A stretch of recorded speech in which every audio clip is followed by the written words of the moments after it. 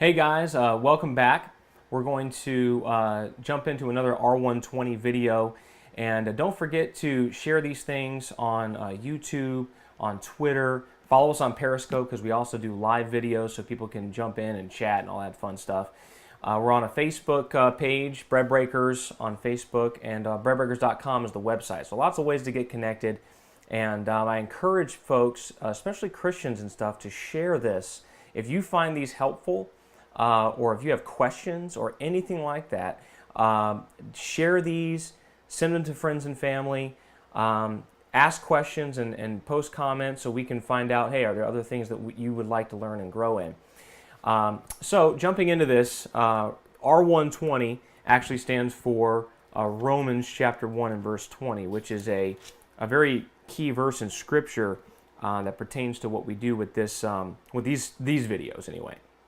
It says, "For ever since the world was created, people have seen the earth and sky. Through everything God made, they can clearly see His invisible qualities, His eternal power and divine nature. So they have no excuse for not knowing God."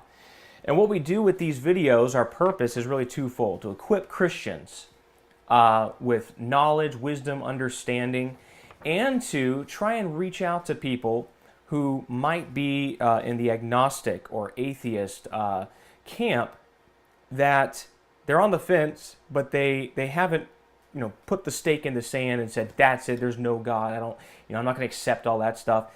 Some atheists really just have questions, have legitimate reasons why they've seen maybe hypocrisy or been hurt or whatever, and so they're not so sure. Others are, they basically made a religion out of it, and they've staked their place in the earth, and they're not going to move. Those folks, I don't know if these videos would actually reach someone like that. And so it's really more equip Christians and get those that might be on the fence or are truly just want to know. They want to know. They don't have a definitive answer, but they would like to know. There's a quote by Charles Spurgeon that I want to read, and I think he drew some of this. I think he drew this from Proverbs 15:2, but it's great. It says, "Wisdom is the right use of knowledge. To know is not to be wise. Many men know a great deal," obviously women too, "and are all the greater fools for it. There's no fool so great a fool as a knowing fool. But to know how to use knowledge is to have wisdom." That is a very profound and powerful revelation, because there are lots of smart people out there. They know a lot. Physicists. Doesn't make you wise. It means you know a lot about physics, right? Mathematicians, doctors, lawyers. Okay, I'm in the accounting realm. Knowing financial things does not make you wise. It makes you knowledgeable in finance. But if you take knowledge and you properly use it, then you can really be wise. And so the reason why I'm saying this is because a lot of times what happens is you get very brilliant minds. Don't make the mistake and think someone's just stupid when they say things like, the universe came out of nothing. These people are sometimes very brilliant. They can think and come up with equations and run circles around you and me in the realm of science or mathematics. But when they go to apply it in wisdom, that's where they fall short. They come up with answers that are illogical, incoherent, sometimes very inconsistent based on their worldview. But they are smart. They do have knowledge. And Charles Spurgeon, I think, hit the nail right on the head with that quote. So what we're going to do in this video, and this is kind of going to be a series in the R120, and that is actually deal with the issue of legislating or imposing, as some people say, legislating morality. One of the things that detractors often say is, don't push your beliefs on me. You shouldn't legislate your beliefs. You shouldn't push your agenda, your morality on us.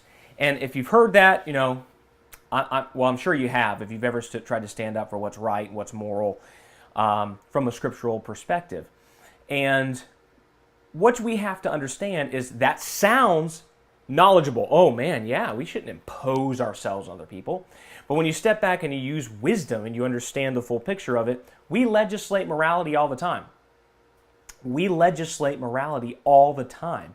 When the court system says, hey, you know what? We're not going to murder people, and if you do, we're going to come after you, we're going to find you guilty, and we're going to throw you in prison at the very least, and possibly we're going to execute you. We just legislated morality. We said, as a society, we believe it's wrong to murder people, and we are going to not only say don't do it, we are going to severely punish you if you do. That's called legislating morality. Now, in these videos, we're going to dive deeper into this. I don't know how many we're going to have, but we're just going to go until we can get through all these things. But I wanted to throw this out there, the concept of knowledge versus wisdom, and the idea that legislating morality happens all the time.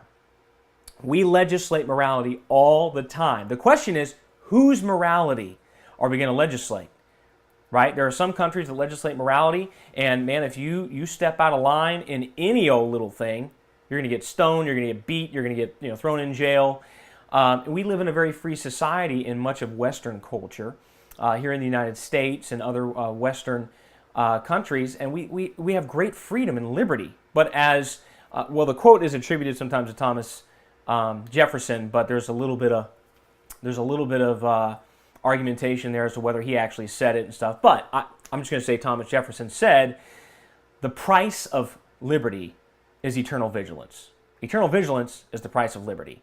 And we've got to keep vigilant. And one way to be vigilant is to legislate the correct morality. Because we always legislate morality. We just need to make sure we're legislating the right stuff.